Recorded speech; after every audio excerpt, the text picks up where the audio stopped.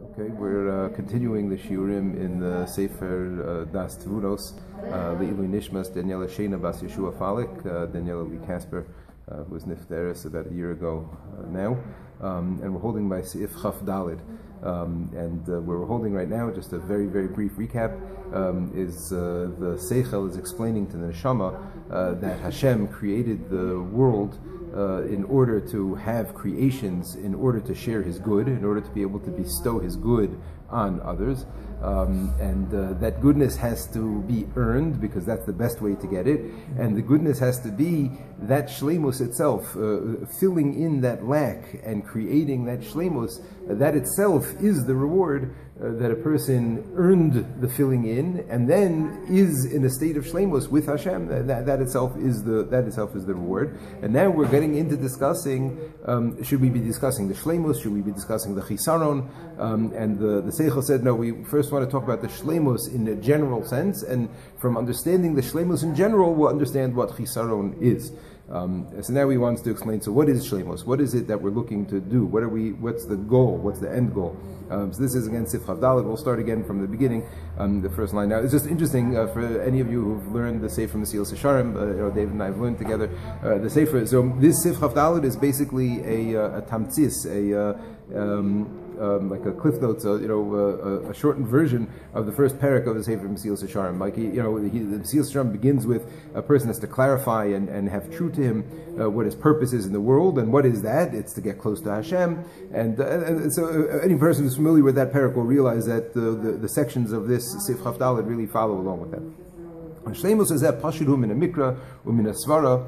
And so, what is this idea of shleimus? Hu shia adam is dabik b'kedushaso v'nene mehasagas kvodo bli shum moneo mafridu ma'akev. It's for a person to cling to Hashem, for a person to be connected to Hashem, to be one with Hashem, without anything in the way, without any sort of separation or prevention in the way. And now he's going to go through several psukim that we see in various places in Tanakh that point to this. I'm going to run through this relatively quickly without getting into each pasuk, why this pasuk specifically, of all of them. But let's just go through it. Iba say makra. So we see this in the various psukim.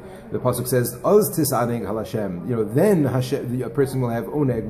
A person will have a tainug, delight and pleasure from Hashem. So what's the tainug we're looking for then? Meaning in the next world is Hashem.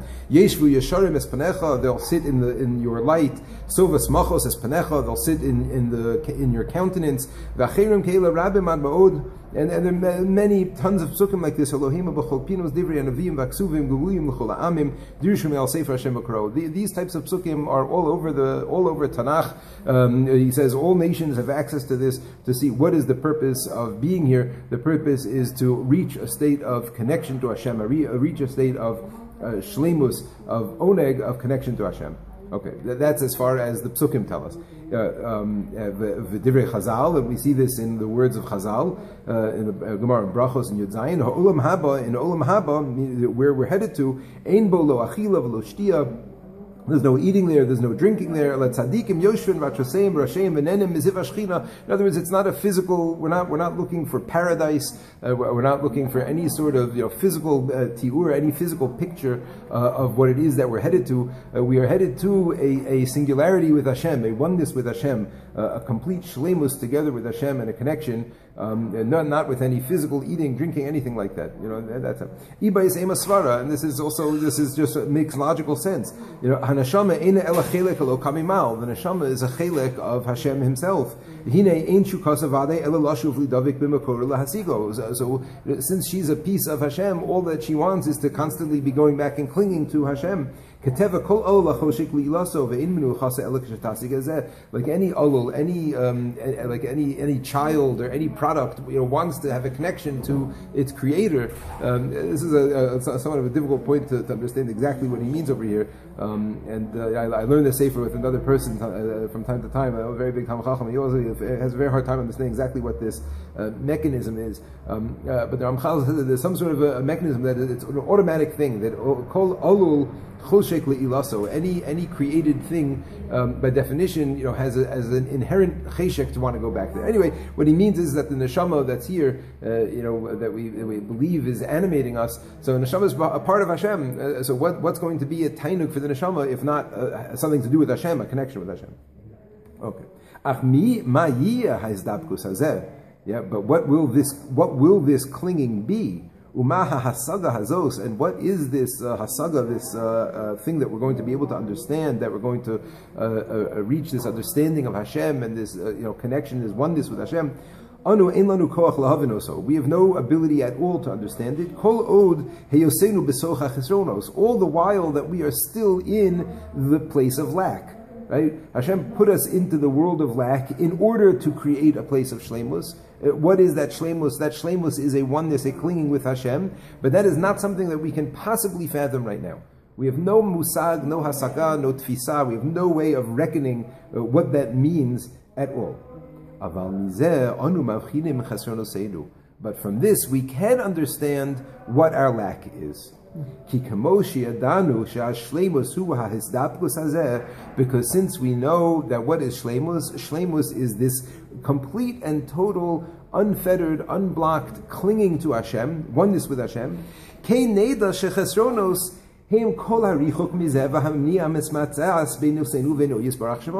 what is chisaron? Chisaron is anything that is in the way, anything that is not me completely one with Hashem. That's chisaron. Okay, so this is a very, very already extremely powerful concept in creating a structure, a framework of the hashkafa of the Ramchal over here. What he's saying is, true shleimus, what we are seeking, is something that is not possible in the confines of this physical world. It's something that only a soul can have in its oneness and its connection with Hashem. Which means then that every facet of this world is a function of chisaron. Everything in this world is chisaron. Why? Because this table is a part of the thing that's between me and Hashem. I don't see Hashem here, I see a table. Hashem is within that table and animating the table, however you want to put it, but in my experience, here's a table, here's a book, here's a olam hazeh. So olam hazeh is by definition chisaron.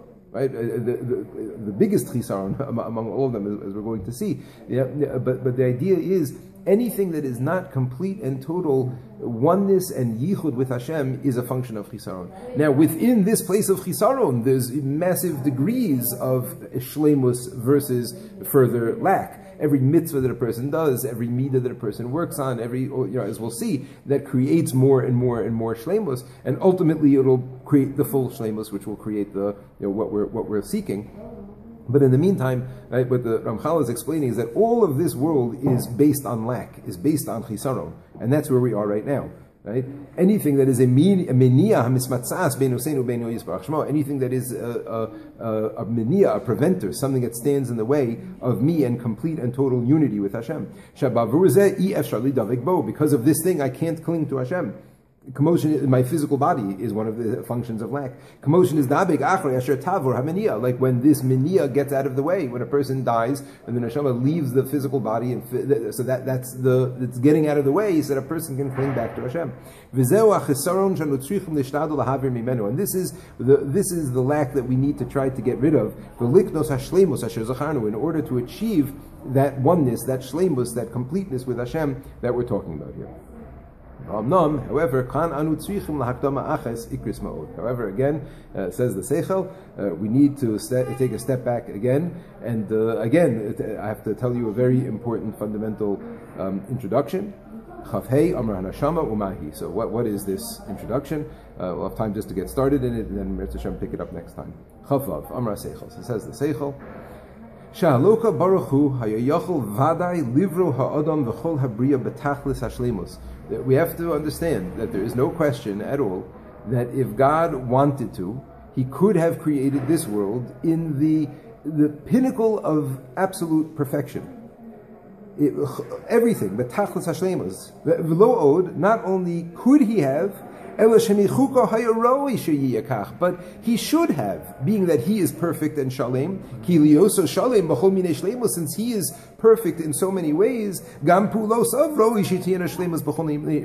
so His works should also be that way, right? Except we're going to see next time in Retz Hashem, we'll have to stop over here, that He didn't do that. And why not? We'll have to pick it up from here. But what he's saying, a fundamental idea is we shouldn't think that anything that we see over here, is a reflection of God Himself. If He wanted to, and He should have, right, the world could have been a perfect place. We'll have to see why He chose not to do that next time.